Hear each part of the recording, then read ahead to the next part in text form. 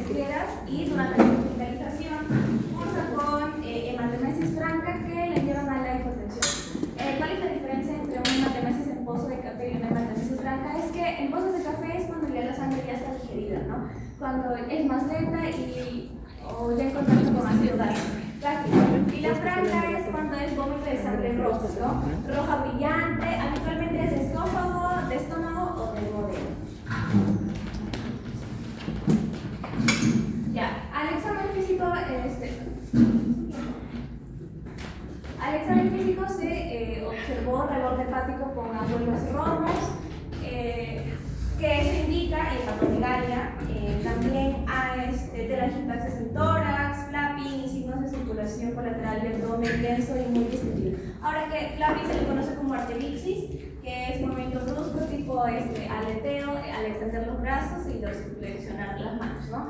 Ya, que su familia refiere que la paciente fue trabajadora sexual desde los 17 años hasta los 50, actualmente tiene 64, y que debido a su actividad consumía alcohol y drogas en cantidades considerables, ¿no? Sabemos que en mujeres 20-40 miligramos por decilitro durante los 10 años.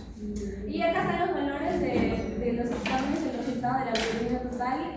Hay una hiperbilirubinemia moderada, TB prolongado y una hipoalbuminemia. Ya, y ahora quisimos colocar la clasificación según la forma clínica, en este caso de la encefalopatía hepática, ¿no? Como podemos observar, el primer grado sería encefalopatía hepática aguda grave en un paciente sin hepatopatía crónica. El segundo es encefalopatía hepática aguda en una encefalopatía hepática crónica, ¿no? El tercero es encefalopatía hepática crónica, cuando ya es más severo, cuando es progresivo y cuando es irreversible. Y ya el último que es encefalopatía hepática subclínica o latente, ¿no? Por alteraciones en las pruebas psicométricas. Y también decidimos colocar los grados. En este caso, nuestro paciente estaría en grado 2 porque presenta arteritis, ¿no? Reflejo de instrucción, somnolencia, letargo, desorientación. Y bueno, la clasificación nos lleva a nuestro paciente a una cirrosis hepática descompensada. ¿Cuáles son las causas de la cirrosis? En este caso, tóxicos, hepatitis B y C, nuestro paciente de trabajadora sexual y consumía alcohol también, hígado graso, no alcohólico, hemocromatosis, enfermedades autoinmunitarias y obstrucción del retorno venoso. También colocamos los gramos por 2 kilolitros durante 10 años en el consumo de alcohol en tanto mujeres como hombres. Y el diagnóstico que pensamos es bueno, esa es una clasificación de cirrosis, ¿no? Así que después paso eso. Bueno, es la cirrosis hepática descompensada, ¿no? Que ocurre cuando el hígado ya no puede cumplir con sus funciones, ya hay un daño avanzado, ya hay una etapa avanzada y peligrosa, y esas son las manifestaciones clínicas de una cirrosis hepática descompensada. Edema, ictericia, ictericia presentado a nuestro paciente, encefalopatía hepática y varias esofágicas. Ahora, los síntomas que están a favor en nuestro paciente que nos hizo sospechar de encefalopatía hepática es que tiene antecedentes de alcoholismo, también tiene estigmas de hepatopatía crónica como telangiectasia, circulación colateral, y bueno, y todas esas complicaciones que ya mencioné, y entonces en contra no hay nada significativo, ya sabemos todos que es una cirrosis hepática porque el diagnóstico está más que explicado en la medicina. ¿Y es importante el antecedente del trabajo sexual? Claro, Porque es que podría ser alguna enfermedad de transmisión sexual. ¿Cómo cuál? Hepatitis B. B de puro. Okay. Y también puede ser VIH. Claro, puede ser VIH. ¿Y el VIH cómo afectaría a la presentación? La clínica se manifiesta a los 10 años, ¿no? O sea, ¿La clínica de qué? del VIH. Y aparte debieron haberle hecho algunas pruebas como ELISA o la prueba rápida de VIH y no lo hicieron. Bueno, solamente quiero que sepan que si hubiera un tema de VIH te predispone a hacer una de las complicaciones de la cirrosis, que sería... No. No. Pregúntale a tu chat, ¿qué dice? Hepatitis fulminante, ¿no? No. Así Lo más común, ¿cuál es una complicación de la cirrosis? Una de las complicaciones La parálisis es un factor. la peritonitis, pero en este caso particular, el antecedente de trabajo sexual es por hepatitis, porque dentro de sus diferenciales tienes que haber planteado que la cirrosis sea de etiología viral, no solo alcohólica, porque, digamos, puedes sospechar que sea alcohólico, ¿verdad? O sea, toda cirrosis la tienes que filiar, ¿ya? Porque sabes que hay cirrosis también digamos, por enfermedad no alcohólica, ¿no? Entonces tú tienes que filiarla, no te va a cambiar tampoco el tema del pronóstico, pero es parte del estudio, ¿no?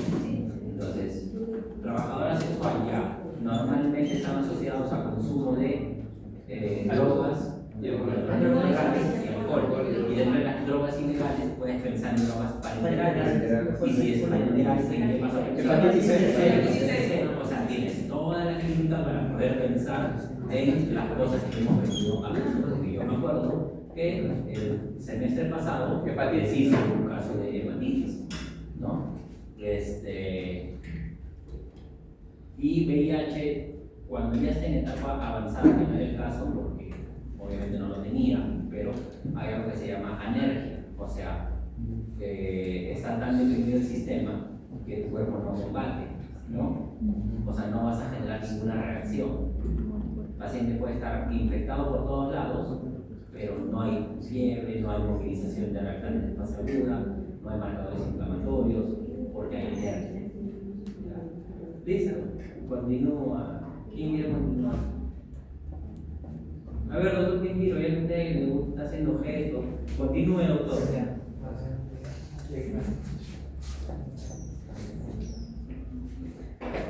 Bueno, continuando con los diagnósticos diferenciales, tenemos 5 principales que podemos con mi grupo. ¿Usted está de acuerdo con esos diagnósticos? ¿Es positiva? Sí, estoy Está de acuerdo ya. con una parte de ellos. Bueno, empezando, tenemos primeramente al carcinoma no celular.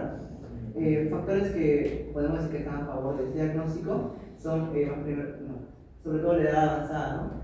Y, bueno, la cirrosis avanzada y el antecedente de que es el alcohol, probable hepatitis viral en este caso, por promiscuidad de su oficio, y la edad convencional y pues la cirrosis avanzada, ¿no?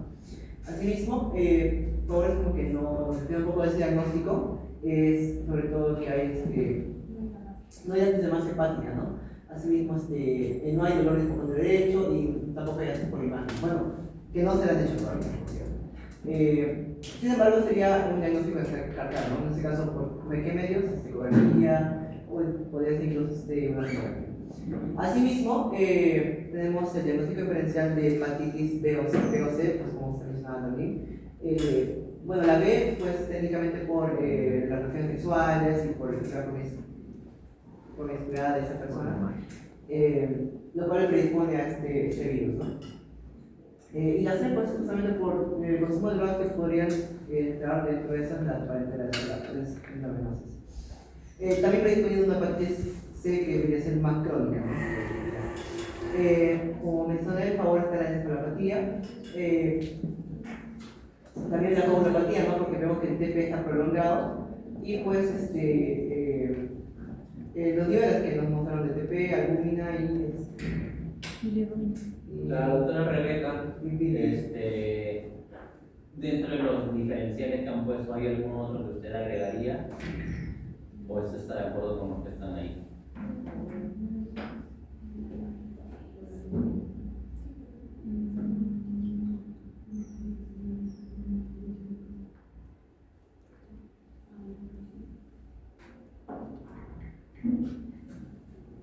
Sí, yo creo que sí. No sé si lo de hepatitis B y C entraría como diferencial, no entraría como principal también, como parte del diagnóstico. ¿Y qué otro diagnóstico pondría usted entonces?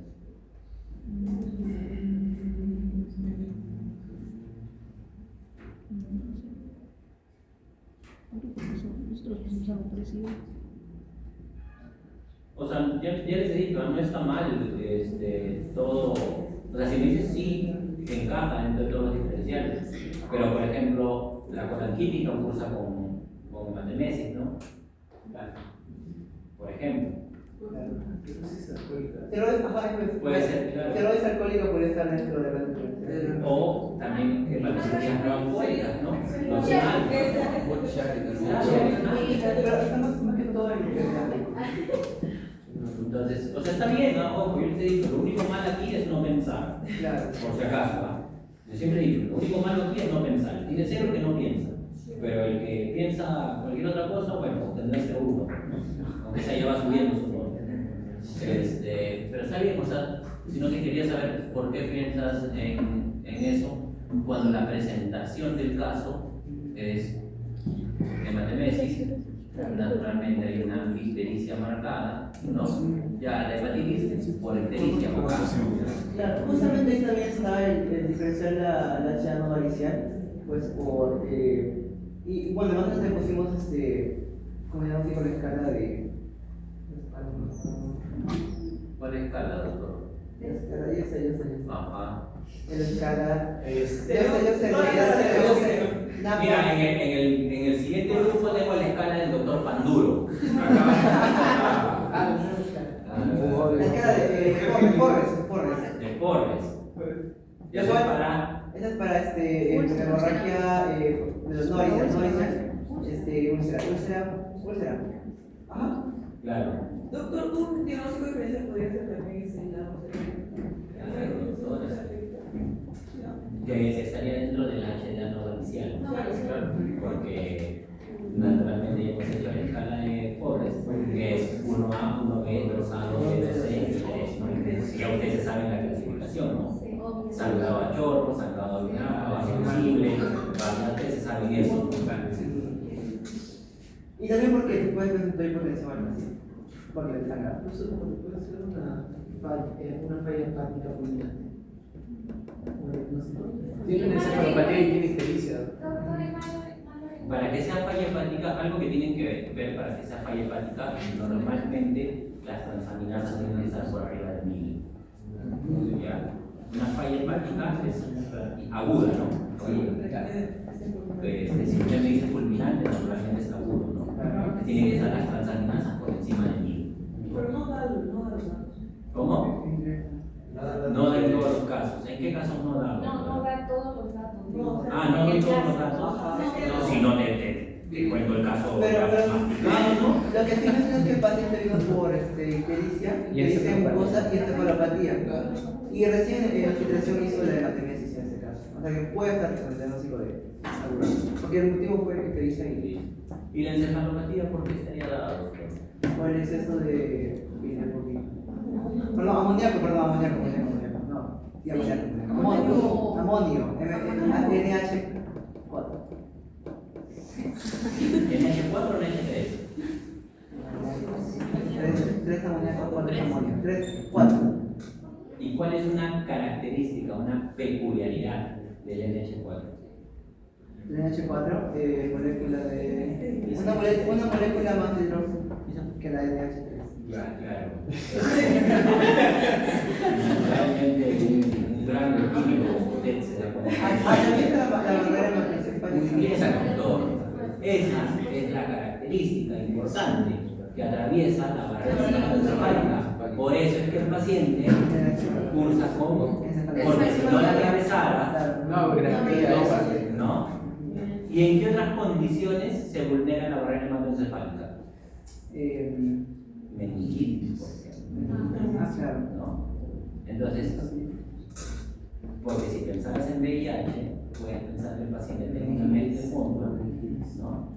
Y cualquier tóxico lo va a reprimir. ¿Ya? Por eso es importante que entiendas la fisiopatología. ¿Quién va a hacer fisiopatología? Yo. Muy bien, doctor. Explíquenos, por favor. Claro. Vamos a continuar, por favor, el siguiente slide. Y ahora sí, vamos a entender poquito a poquito cómo es que van sucediendo los pasos. Primero hay que tener en cuenta que la cirrosis como definición es que básicamente histológicamente, así lo definen, con nódulos de regeneración vasculosis. A eso se le conoce como cirrosis. Que está en esta imagen, no, en la siguiente. Pero todavía no vamos a llegar ahí. Para llegar a un estado de cirrosis, es secundario a cualquier daño hepático que sea de manera crónica. Por eso se le pone ahí consecuencia de cualquier hepatitis crónica, ya sea hepatitis B, sea hepatitis C, como en el caso comentado, porque tenía antecedente de trabajo sexual, un antecedente como factor de riesgo, bebedora, e inclusive pudo haber hecho, quién sabe si no se nos comenta, siempre los pacientes mienten, hay un pinchazo o algo. Entonces, cualquier condición, sea también estenosis hepática avanzada, sean condiciones como la enfermedad de Wilson, hemocromatosis o cualquier otra enfermedad que dañe crónicamente, largo tiempo van a liberar macrófagos. Macrófagos y el sistema inmune va a descontrolarse. El sistema inmune va a comenzar a atacar daño crónicamente, haciendo que la arquitectura de las células del hígado cambie. Por ejemplo, aquí ven la llegada de los polimorfos y convirtiéndose luego a macrófagos de largo tiempo. Esta es una presentación aguda, pero crónicamente llegan los macrófagos, hacen un caos, un desorden inflamatorio y la arquitectura del hígado tiende a cambiar. Por ejemplo, ahí están todas las enfermedades, no todas, la mayoría, algunas en cuenta, y miren cómo a poco van causando la necrosis y la apoptosis de las células hepáticas, su destrucción. Y ya sabemos que el hígado tiende a regenerarse, ¿no? Va a ser un intento por tratar de regenerarse y eso es un paso importante. Las células de Kupffer, los macrófagos dentro van a tratar de fagocitar, pero a su vez van a tratar de destruir y en su hecho de destruir va a destruir más hepatocitos del cordón que tiene. Inclusive esta inflamación crónica, y ahí está la célula de Kupffer. ¿Por qué hay algo importante aquí? Vamos a continuar porque hay una célula importante acá que hablar. Ahí está. Miren todos a la participante importante. Se le llama las células de hito, células esteladas, células esteriadas. Estas células se abocan, como conocemos, en el espacio de Dice, un espacio perisinusoidal. Si nos damos cuenta, ahí está la triada portal, porque el hígado tiene una estructura del lobulillo hepático como unidad fundamental. Entonces, esa triada portal está desenfocada en la parte media para llegar a la vena central, esta la suprahepática, luego la vena cava inferior. Pero en el espacio que ocurre, en este espacio libre, el espacio de Dice, está esa célula estelada, que normalmente tiene función para almacenar grasa, especialmente vitamina A. Esta célula, al ser dañada constantemente, se piensa que las células de Kupffer son las que estimulan a esta célula, convirtiéndola en la siguiente, como ven aquí. Y miren el cambio de forma que tiene. Desde esta estructura delgadita, más filamentosa, estructura recordete, con muchas espículas, y esto hace que se convierta en una estructura mucho más rígida y comienza a sintetizar colágeno. Por eso es que a largo tiempo llega a dar fibrosis, porque el tejido, una vez destruido por necrosis, es sintetizado por un tejido fibrótico rígido y duro, un material duro. Además, el hígado va a hacer intentos de regenerar estas piezas que se están perdiendo, y como consecuencia se forman los nódulos de regeneración, pero un intento de que el hígado trate de formar una nueva arquitectura hepática. Estando hasta ahí muy bien, continuemos un poco. Después de ver todo este panorama de cómo sintetiza el colágeno tipo 1 y la 3, cómo está yendo toda esta construcción, vamos a continuar. Exacto. Pueden ver ahí la arquitectura normal de cómo es el hígado y miren ahora cómo cambia con los nódulos de regeneración y con la parte de fibrosis a su alrededor.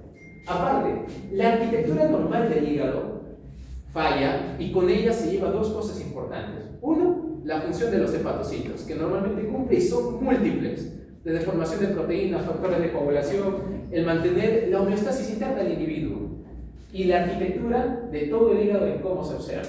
Y ahí están los nódulos de regeneración y los tabiques fibrosos. Como consecuencia, la arquitectura gruesa que tiene el hígado va a impedir el pasaje, va a ser como un tipo de éstasis, ya sea para la vía biliar o ya sea para la parte sanguínea.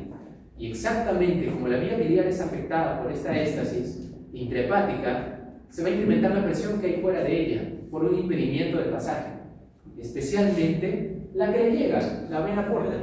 Claro, la vena porta. Recuerden que la vena porta aporta el 85% de nutrientes que le llegan, siendo el 50% con oxigenación, al igual que la arteria hepática que le llega.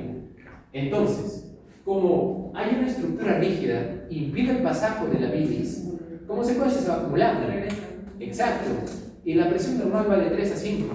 Entonces tiende a acumularse más e incrementar más la presión, llegando a superar estos límites y ocasionándome en la hipertensión portal. Exacto. Esta hipertensión portal es la desencadenante de múltiples situaciones, y entre ellas, por un mecanismo de reflujo, va a ir a todos los órganos al cual drenaban a la vena porta a través de la mesentérica superior y la esplénica. Una de ellas, la gástrica izquierda. La gástrica izquierda que le llevaba ocasiona que sea una vasodilatación marcada, ocasionando justamente las varices esofágicas, porque esta ayuda a drenar la parte distal del esófago y se marca con esta dilatación, protruye, creo que está más adelante, si no mal sé, protruye adelante y ahí se forman las dilataciones. Aparte, el hígado, el vaso esplénico también tiende a dilatarse y como se dilata ocurre el hiperesplenismo.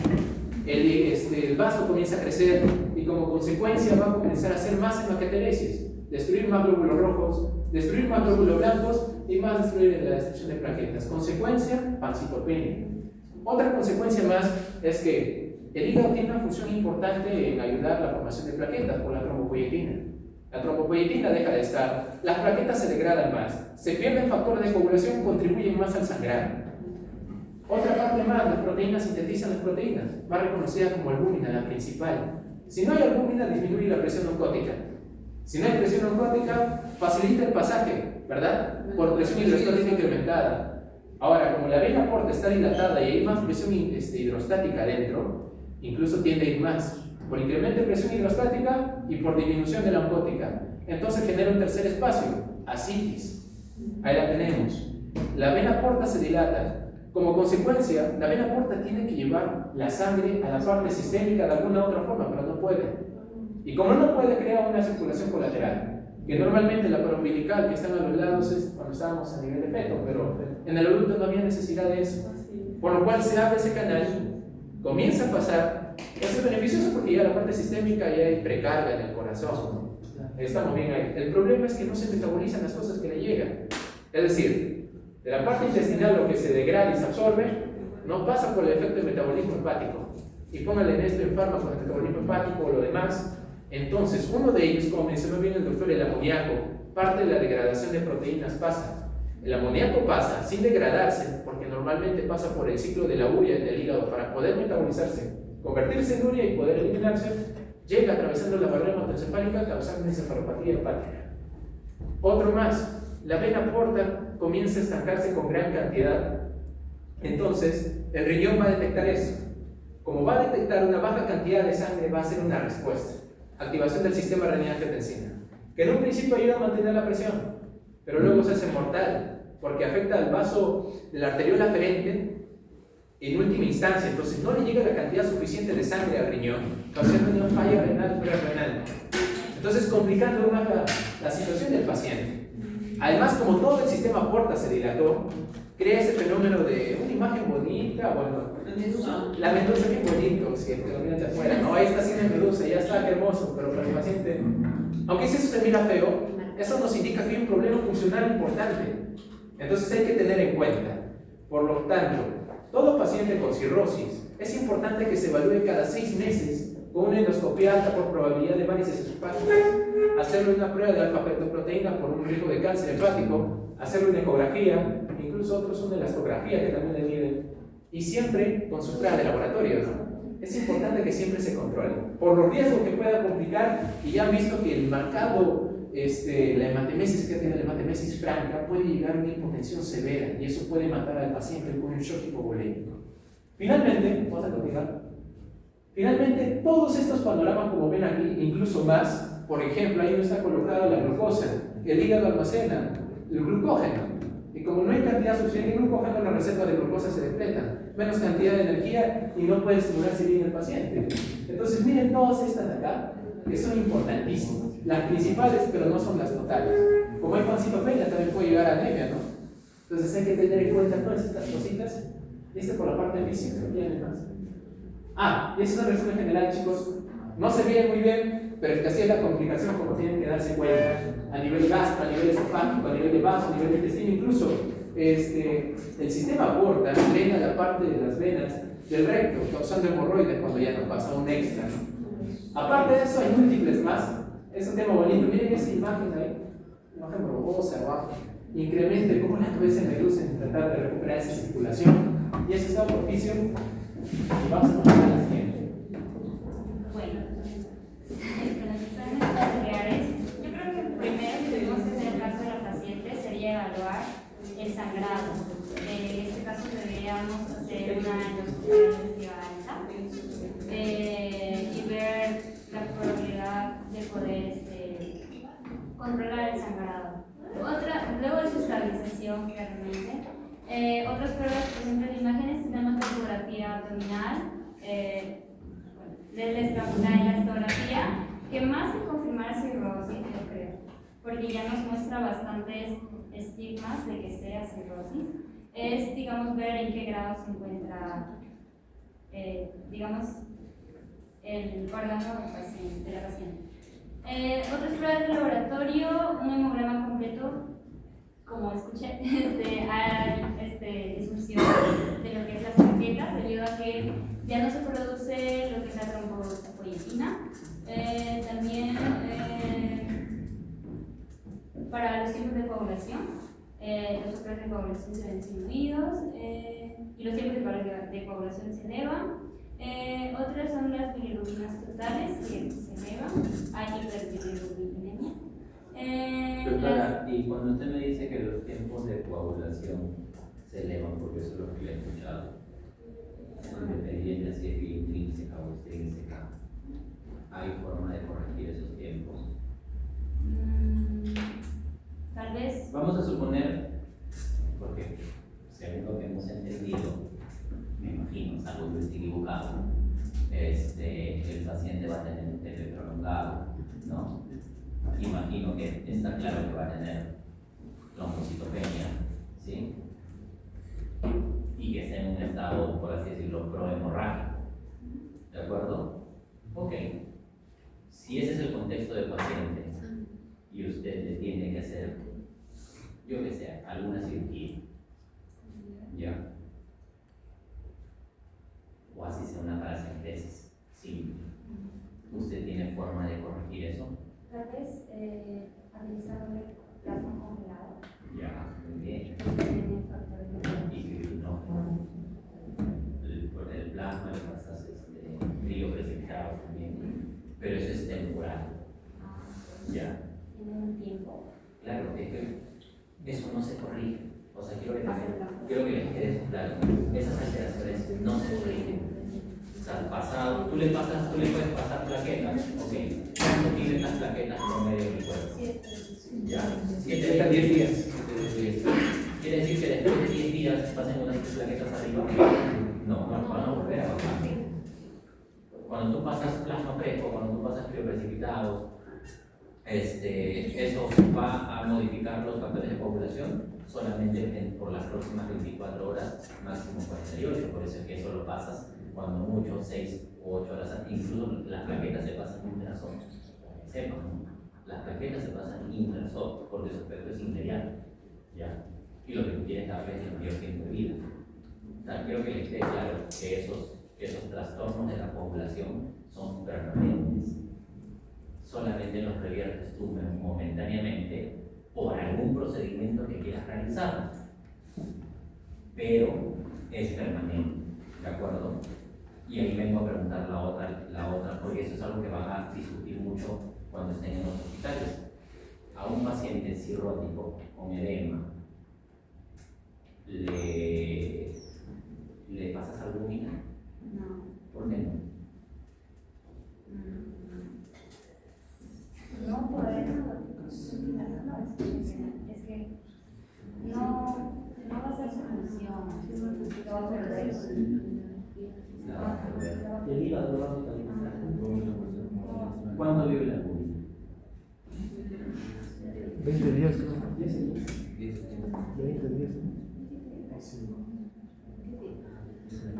La albúmina, para que sepan, y aquellos que han ido a la luminaria en Revalista, también por si acaso, porque yo les hablo de familiar, hay una unidad que se llama USNE, ¿no? Que es la unidad de soporte nutricional especializada. Ellos son quienes autorizan, por ejemplo, las fórmulas generales, las NPT, y todo eso se formula de acuerdo a la necesidad del paciente. Uno de los medicamentos que maneja USNE es la albúmina, porque es un medicamento caro, ¿no? Y no es un medicamento que tenga indicación para, ¿sí me entienden, no? Entonces, a un paciente cirrótico no le das albúmina nuevamente bajo cierto, o sea, no le das albúmina de por sí, ¿me entiendes? Porque no lo vas a corregir, la vas a perder. Y aparte luego tendrías que leer los estudios que hay entre la albúmina endógena y la albúmina exógena, ¿no? La albúmina exógena solamente te sirve para modificar la presión oncótica, nada más. La endógena sí te sirve para todo el metabolismo y transporte de proteínas, ¿ya? Porque ¿de dónde se hace la albúmina exógena? ¿Saben? No tengo muy claro ese dato, te sugiero que lo revises, pero creo que es el caballo. No es el cerdito. ¿Ah? No es el cerdito. Por eso digo, no tengo muy claro el dato, te sugiero que lo revises, pero al ser exógeno no tiene las mismas propiedades bioquímicas que la humana, ¿ya? Pero nuevamente, hay ciertas indicaciones en las que sí le das albúmina exógena, como cuáles. En el tratamiento de eso. ¿Cómo así? A ver, explícame. Una parte es cierta. En el grado, cuando está en grado 3, se administraba albúmina cuando era sepsis. ¿Cuál es el grado 3? Cuando parece sepsis. Sí es cierto que le das albúmina o le pasas albúmina cuando le vas a hacer una paracentesis. ¿Ya?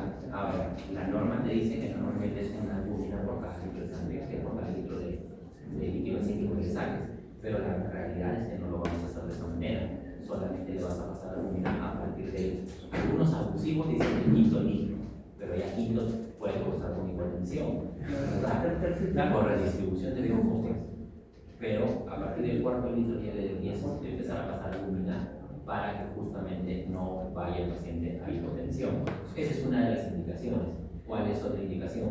Creo que es cuando baja por debajo de 2 gramos. No. Sepsis. ¿Edema agudo?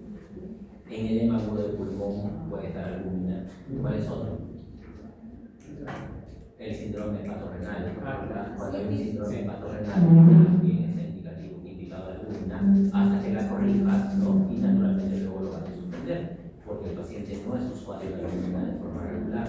La albúmina es un medicamento bastante caro. Bastante caro. El último costo que manejaba era 600 soles cada frasco.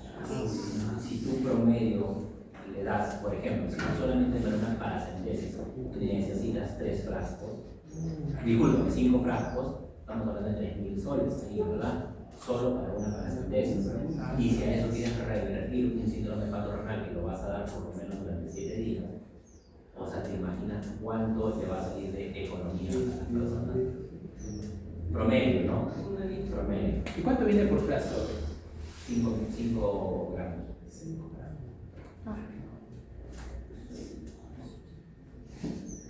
Entonces, es para que sepas, ¿no? O sea, lo que quiero que entendamos es que en un poquito vamos a hablar de ciertas guías, ¿no? Hay indicaciones de uso de medicamentos y lo que también quiero que entiendas es que si te estoy hablando que los factores de coagulación van a estar alterados o que vas a tener un estado protrombótico permanente, cuando tú recibas un paciente cirrótico, que no te asuste que está con trombocitopenia. Doctor, tiene las plaquetas bajas y ¿te vas a confundir? No, ¿verdad? Entonces, igual para la donación de plaquetas hay criterios en pacientes cirróticos, ¿no? Hay criterios para decir, ok, a este paciente le pongo y a este paciente no. Porque lo vas a perder, me dejo entender. Y estando siempre con recursos limitados, aparte que los te dicen que no hay beneficio absoluto, por ejemplo, vender plaquetas, las vas a perder, no te va a mejorar en nada, salvo que tengas pues ya, por ejemplo, plaquetas menos de 20.000 con signos de sangrado, ¿no? Ahí Porque sí, hemos tenido pacientes con 4.000 de plaquetas y aún así no se le da. En PTI, En PTI, nuevamente, si es inmunológico, porque por ejemplo, lo va a destruir igual, pero he tenido 2 casos de gestantes en PTI. ¿Ya? Entonces, ¿le transfunden plaqueta? o sea, lo va a destruir igual, pero para mantener. Claro, pero Lo que va a hacer es aumentar La carga de explosión de la carga de Claro. explosión. Entonces, ¿qué haces en ese caso? Son dos casos que Corticoides. Corticoides. Ahora, lo ideal, porque fue un caso que hemos tenido hace menos de un mes, una gestante de 36 semanas, que podía ser una trombocitopenia asociada a la gestación, o también se planteó la posibilidad de PTI. Bueno, con 36 semanas decidimos terminar la gestación, porque por último sería un prematuro, pero casi término, o sea, mucha situación no comer, ¿no? Que todavía estamos con la quimio transitoria recién nacido y eso, pero ya tiene sus bastante, o sea, su pulmón no están maduros, ¿no? Entonces, esa era la definitiva. Ahora, en un mundo ideal, primero tienes que focalizar al paciente antes de iniciar los corticoides, ¿listo? O sea, primero tienes que asegurarte que el paciente no tenga ninguna enfermedad subyacente que pueda despertar por la inmunosupresión que le vas a hacer. ¿Sí entiendes o no? Sí, sí. Listo. Eso es un mundo ideal. Pero si tienes sufrimiento fetal agudo, ¿qué haces? Te tienes que dar. Sí, ¿no? Bueno, en el caso de la señora que tiene 36 semanas, dices, no corro riesgo, termino la gestación. Pero si tuviera 22 semanas, Sí, ahí sí. si tuviera 22 semanas, mientras que la estudias y sigue grabándose, No, va a seguir perdiendo. le metes. Y si aparece una enfermedad, la tratas, ya sea con antibióticos. O sea, son decisiones que tienes que tomar. A criterio ya sería. Claro. Entonces, no quiero que, o sea, quiero que les quede claro que un paciente cirrótico tiene indicaciones de ciertas cosas y no es usuario de, no le vas a meter vitamina K, doctor, la de ácido tranexámico, vitamina K. No tiene función. Incluso, porque me imagino que han leído la guía, cuando tiene varices esofágicas y si estas son sangrantes, te dice dale tranexámico. ¿Qué te dice que tienes que hacer? IBP con terapia inductiva. Tienes que hacer endoligaduras, no haces endoligaduras. No haces endoligaduras. Porque, y ahí, por ejemplo, has cometido un error, porque el tratamiento para las varices esofágicas no es IBP, a diferencia de las gástricas, de las gástricas. Es telipicina con ¿Eso qué es? telipicina Oh, muy bien, entonces, para la HLA varicial es el otro de la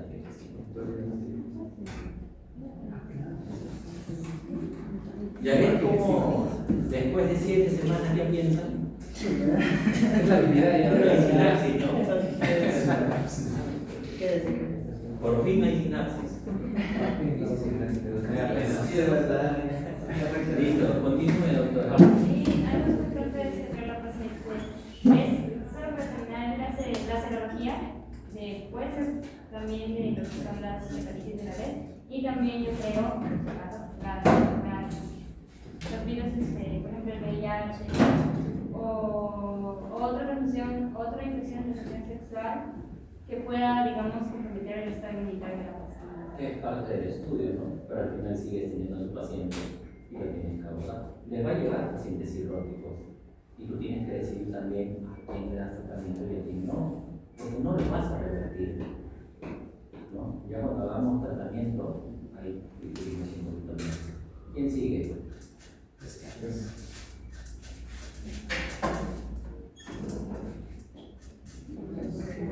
Bueno, doctor, en esta parte, más bien quisiera que usted me explique un poco acerca de la escala, porque, o sea, en el PPT que yo tengo, en el caso que nosotros hemos desarrollado, no tengo esa ni la que sigue, Ni esa, ajá. ni el índice de shock. Pero sí, o sea, podría ir explicando las escalas que yo he puesto. La que te sale. Es la que está al principio de la expo, no, la que es de West. De cefalopatía hepática. Sí, esta clasificación que básicamente es clínica y nos estratifica la encefalopatía hepática de acuerdo al estado mental, desde los síntomas más leves del paciente, ¿no? En el caso de nuestro paciente está entre 3 y 4 porque nuestro paciente está en un estado somnoliente, de semistupor, pero responde a estímulos verbales, está confundido, desorientado total, y podría estar en coma, pero no está en coma. Y la siguiente es Doctor, Sí. ¿usted se sabe la escala o la clasificación de Child-Pugh? Sí, justo de eso iba a hablar ahora. Ya, dígamelo, por favor. Ya, esta clasificación nos Mirándome, va a doctor, porque no necesita usted un... Dígame, esa se la tiene que saber de memoria. Pues ese es obligatorio, esa es de fisiología, lo tiene que saber. o sea, lo que evalúa la escala. Sí. La- Los valores, yo siempre les he dicho para el tema de las escalas. O sea, no te voy a pedir que te sepas todos los valores de las, por ejemplo, de la de Ford, sí te he dicho, sí o sí te tienes que saber la clasificación, porque eso lo vas a ver y porque eso es mandatorio. Te dije de la de Hinchey, te dije tienes que aprendértela porque te da no solamente la clasificación, sino te dice que tratamiento. O sea, hay cosas que sí o sí tienes que saber. De la ATLS también te dije, tienes que sabértelo porque en base a eso decides no solo terapéutica, sino también el abordaje que le vas a hacer.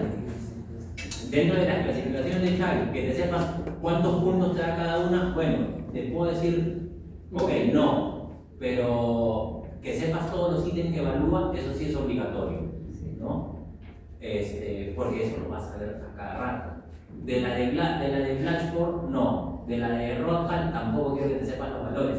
Lo que yo quiero es que tú, con las escalas que estamos viendo, sepas que existen, ¿no? Y cuando te toca un paciente, lo que vas a hacer es buscarlo y lo comienzas a clasificar. O sea, hay escalas que un Glasgow, hermano, que no te sepas un Glasgow, o sea, ya cuestiónate si realmente sirve para hacer alguna medicina, ¿no? O sea, que no sepas Glasgow es un crimen, ¿no?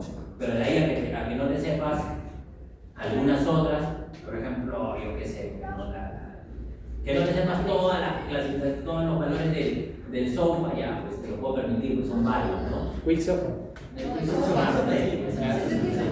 Sí. Listo, doctor, ¿qué se evalúa en Child? Ya, doctor, ahí evaluamos lo que tendría que ser bilirrubina, albúmina, tiempo de protrombina, encefalopatía hepática en cuanto está, y ascitis. Así, muy bien. Y de acuerdo a eso, vas dándole clasificaciones, ¿no? Ahora, ¿para qué te sirve la escala de Child? Para evaluar la gravedad en la que se encuentra la cirrosis del paciente. Ya. ¿Y qué más? No es O eso. sea, te da severidad. La escala de Child, para que sepan, porque quiero terminar la clase. ¿A qué hora terminamos con ustedes? Sí, como para 5. 4:50. Ya, 4:45 máximo terminamos, ¿ya? Ya tengo... Ah, sí. La reunión. No les puedo decir por lo que... Más bien dile a tus compañeros que vayan pidiendo ya tempranito. Hoy día se lo voy a dar un poquito más masticado. Lo que pasa es que en la siguiente clase también es su examen, ¿no? Sí, Le paso.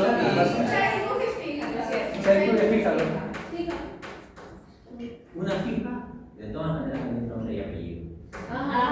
Esa. Ya está esa, ya está.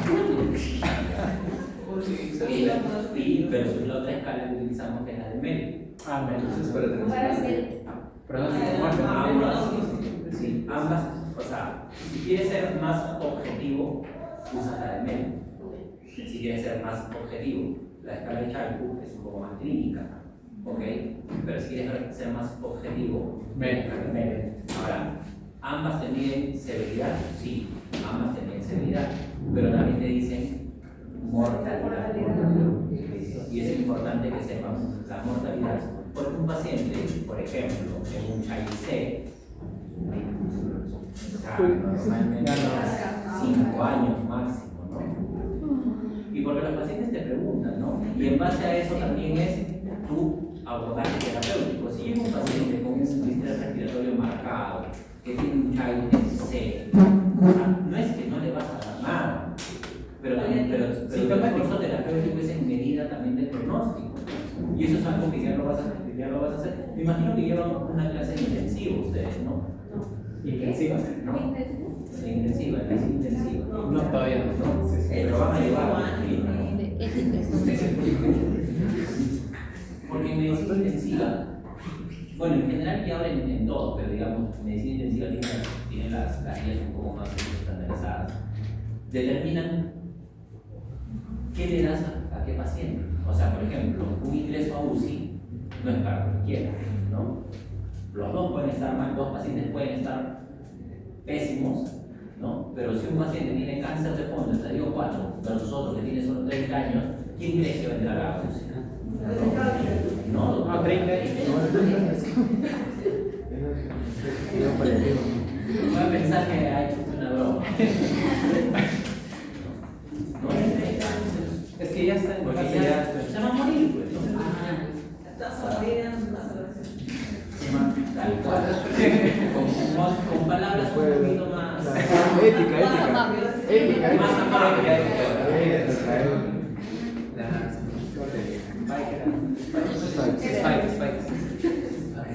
¿Y un solo caso les mandé?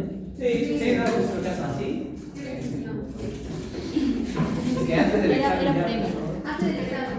Ah, Era para estudiar. Más abajito. Bueno, y a ver, continúa. ¿Qué otra cosa? Yo puse también la escala de software que va a evaluar disfunción multisistémica y que va a ser útil especialmente ¿Por qué puso la escala de software? No está mala, ojo, pero quiero saber por qué lo puso. porque va a evaluar básicamente, como le dije, la transfusión orgánica de pacientes críticos con cirrosis. Ya, y este paciente tiene signos de que se va a descompensar. O sea, el SOFA es el Sequential Organ Failure Assessment. ¿Ok? Entonces, es la falla orgánica normalmente asociada a sepsis. sí. ¿Ya? Ahora, este paciente es un paciente que en teoría tiene sepsis. No, No sé cómo que presentado no. Ojo, no está mala, pero es un paciente que es vulnerable porque podría tenerlo. ¿No? O sea, tú podrías sospechar, bueno, trabajadora sexual podría tener VIH de fondo. No te he dado el dato, pero podrías sospecharlo. El hecho de ser cirrótico también te predispone a, ¿no? Entonces, está bien. Y sí, o sea, bueno, es que al final cuando tengas tu paciente, naturalmente en emergencia no vas a tener todo el tiempo para hacerle todas sus escalas, pero ya cuando el paciente esté hospitalizado, ¿no? Te sientas bonito como buen interno que vas a hacer, llegas a las 5 de la mañana,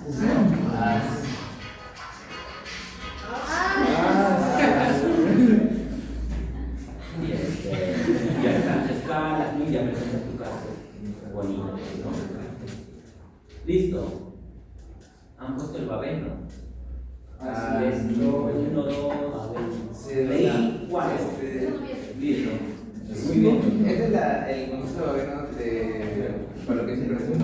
El paciente, una de las complicaciones de la cirrosis descompensada, ahí tenemos la cirrosis hepática, la hipertensión, la citis misma, hasta infecciones como la peritonitis y la bacteriana espontánea, que también podría darse en este caso. Lo principal en general, cuando el paciente ya es hospitalizado, tenemos una hemorragia de origen varicial. Entonces, si vemos que es una varicial, iniciamos primeramente estabilizando hemodinámicamente, ¿no? Transfusiones de sangre. Si el paciente tiene ya una alteración. Cuando un paciente está sangrando, tu primera respuesta es transfundirlo. No, es producción de fluidos.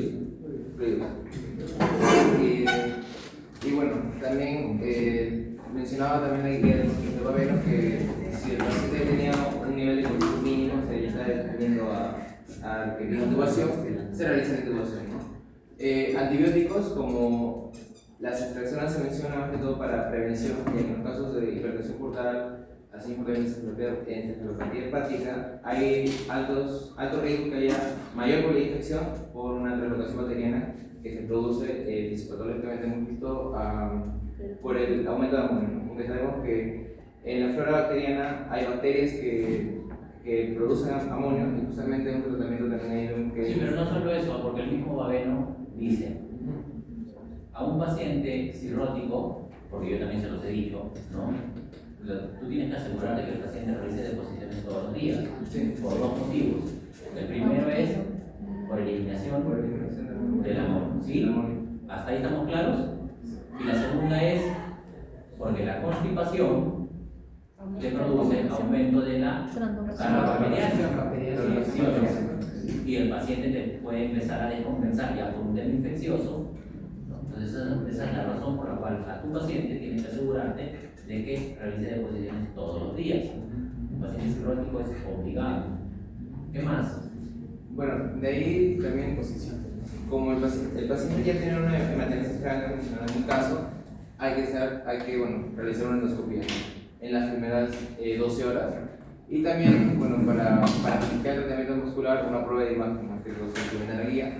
Y ahí vienen dos puntos, ¿no? Si el paciente está controlado hemodinámicamente, se va a la opción de colocar TIPS, ¿no?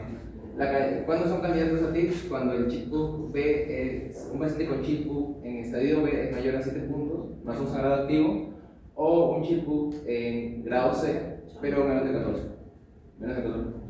Y se viene con contraindicación. Ahí se le colocan los TIPS menos de 2 horas. En el caso del paciente que no está controlado o no está estable hemodinámicamente, se le hace con tratamientos de balón, que son tipos de sondas para también el tratamiento esofágico, para que no haya un sangrado, y también, TIPS de rescate o también una embolización de las mismas varices. Eso podría ser. ¿Siguiente? Bueno, este es el proceso de ¿Han hecho la clasificación de varices? La escala. La clasificación de Sari. ¿La tienen? A ver, la siguiente, por favor. No, anterior. La siguiente. Aquí está. Esta es la clasificación de Sari. En la guía la menciona que es una segunda guía de Estados Unidos, que es la ACLS para la práctica guía de estratificación y manejo en un paciente con varices y el comportamiento de cirrosis. Esta guía se manda con la clasificación de Sarin. La clasificación de Sarin te dice que las varices esofágicas, las que vemos en grado en el B2, B1 es a nivel de la curvatura menor, y la demás es del fondo, ¿no? El fondo del vaso. Se usa con localización anatómica más que todo. Ya, hay otra que es de acuerdo al tipo de compromiso que hay a nivel del esófago. O sea, si son grado 1, grado 2, grado 3, y qué tanto de la circunferencia abarcan. ¿Tienen esa clasificación? No, bueno, de la ¿Cómo se llama? De la cepa. Creo que es la de Los Ángeles. Pero te la doy rápido. Grado 1, los varices que están ahí, que se ven, pero no abarcan más del 50%. La segunda es una vena más dilatada que pasa más del 50%, pero menos del 75% de toda la circunferencia. Y la tercera es una vena más dilatada, pero que el 75% se puede llegar al 100%. De manera que ese paciente, por el simple hecho de tomar agua, va a sangrar. Es importante que eso de ahí es endoscópico, pues, ¿no? Tienes que tener una camarita para poder verlo.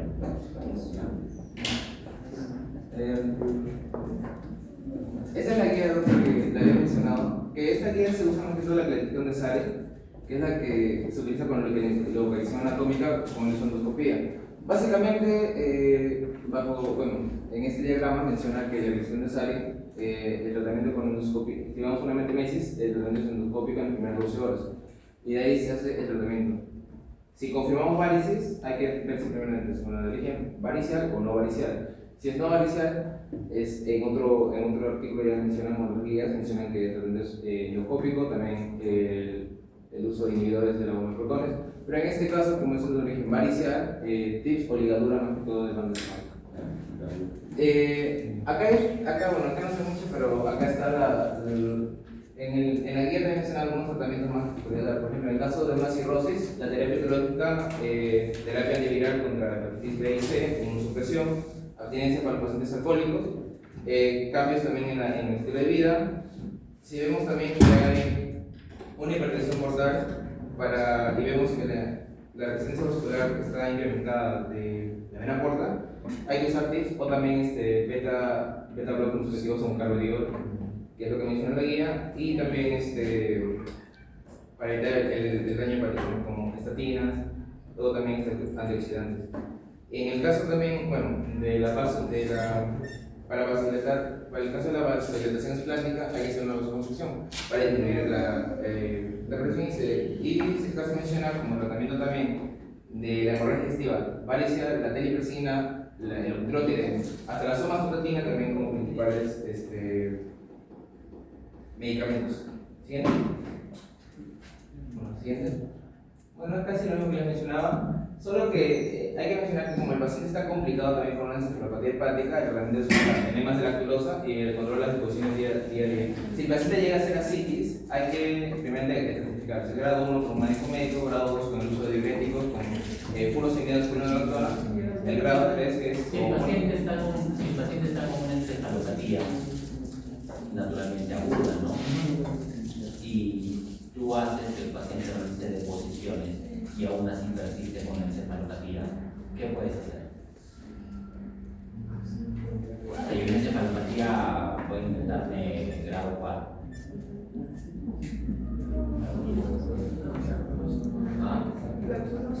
Pero te estoy diciendo, Diálisis. pacientes no se revestirían.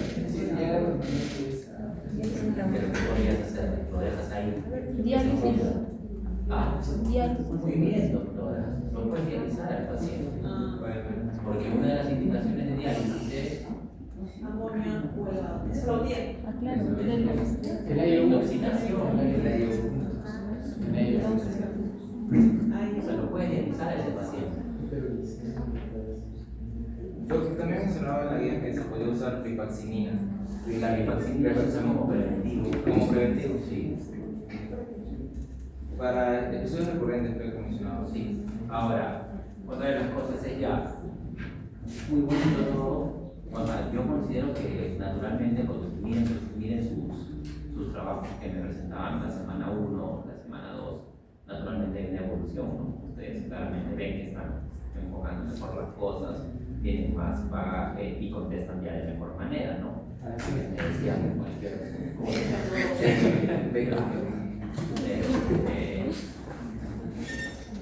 pero la línea de tratamiento de un paciente cirrótico. ¿Tienen plumón? Sí. Muy bien, doctor.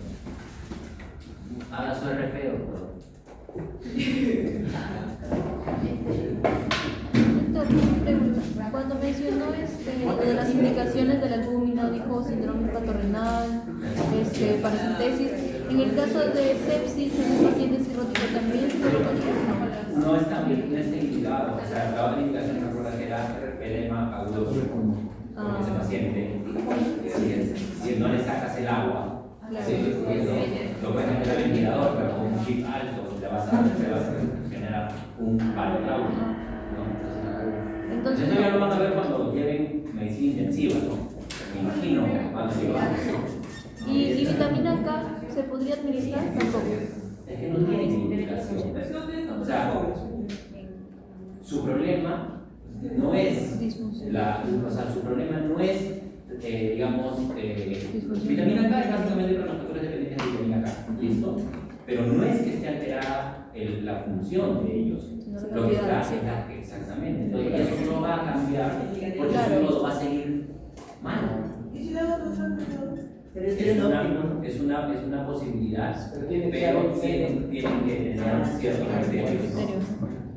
Eso sí ya es eso cuando se hace ¿qué otras cosas? Hay el tratamiento, hagan el RP. Dieta. Dieta blanda. Pero está sangrando. Nada con vía oral. NPO. Eso de la dieta es un capítulo aparte, pero está bien, ¿sabes por qué? Porque mira, por ejemplo, el doctor dijo una dieta hiperproteica, listo, la degradación de proteínas ¿qué te da? Pero al paciente ¿qué le falta? Proteína. Entonces, ¿le das o no le das? No. Sí, ya. Si lo dializas,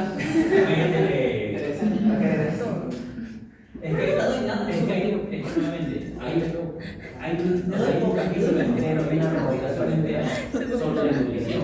Cuando vayas y pides hospitales vas a ver que ponen dieta para nefrópata, Dieta para eso quiere decir que no saben qué es lo que hay que hacer. Tú como médico debes ser titular exactamente qué es lo que va a llevar, ¿no? Creo que hay algunos que le dan por encima para degradar el amonio en caso de que sea Pero no es lo, o sea, no es lo habitual. ¿Y cómo le puedo dar dieta más NPO? O sea, que coma. No, pues sería no, una dieta parenteral. Dieta parenteral. O sea, a la vez. Pero si el paciente puede comer. Pone todo por viola. Salvo que tenga una HLA activa que no se despegue. Ya, pero ¿cuál es el tratamiento de la HLA en este caso por hipertensión portal? Endoscopía para endoligaduras. Eso de ahí le va a dejar sin comer mucho tiempo. No. Y una de las indicaciones del NPT es justamente el ayuno prolongado, pero no es ayuno prolongado, salvo tengas otras alteraciones. O sea, el NPT en este caso no está indicado, porque entiendo que tu tratamiento es endosco para endoligadura. ¿Listo? Y naturalmente tienes que reducir la hipertensión portal, ¿no? Por eso el doctor va a darnos el RP. Necesita una que tabla por líquido, pues. No, porque así.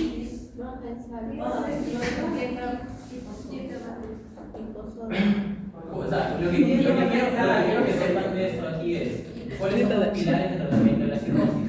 ¿Qué fue el pilar de tratamiento, por ejemplo, de la que ustedes también pueden hacer el mecánico? Es que el tema es Pero el otro grupo tiene que hacerme la guía cardíaca, ¿no? Obviamente. Entonces, pero tienen pilares de tratamiento para cirrosis. ¿Cuáles son los pilares de tratamiento? Una dieta blanca hiposódica. Una dieta, no, dependiendo de la situación de la pero yo quiero que me digan cuáles son los pilares de tratamiento de un paciente cirrótico. Son las pilares. La endoscopía con Los pilares de tratamiento médico de un paciente cirrótico.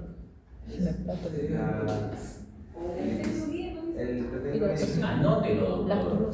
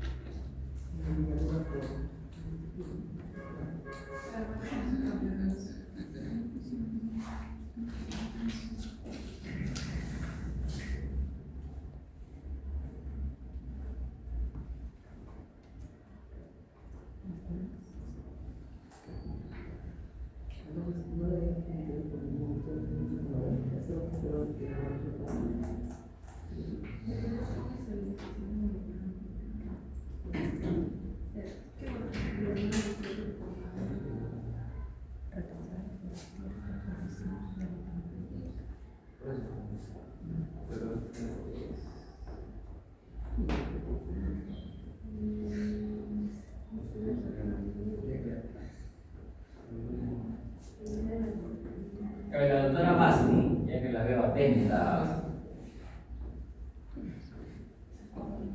finales de tratamiento.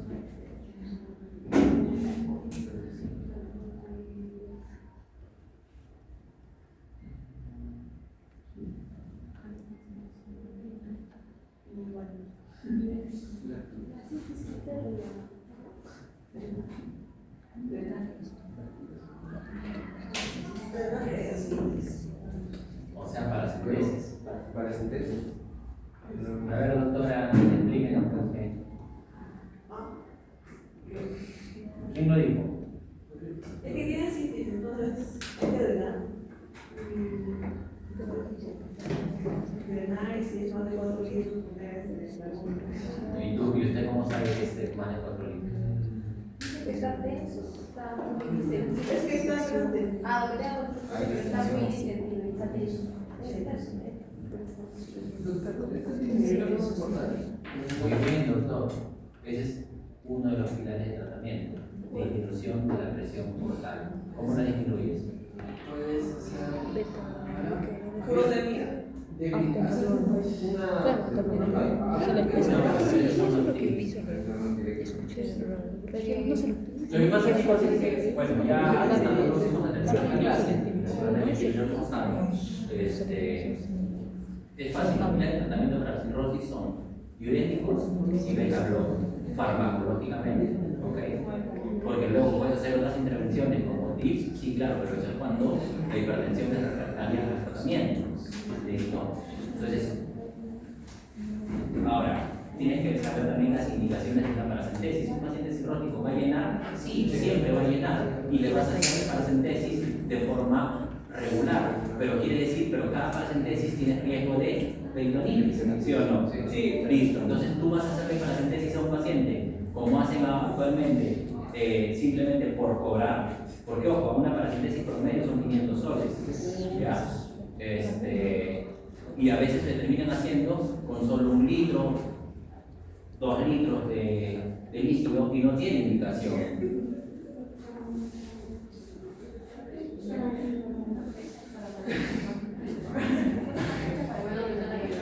Entonces, tienes que saber cuándo hacerlo y cuándo no. Ese es uno. Los pilares del tratamiento, como digo, son diuréticos y beta-block. Ahora, ¿qué beta-block? ¿Qué te dice el Maveno? No selectivo. No. No selectivo. Propranolol. Y el otro que se estudia es el carvedilol. Sin embargo, o sea, tienes que saber cuándo indicar cada uno. Listo. ¿Alguna duda? Yo.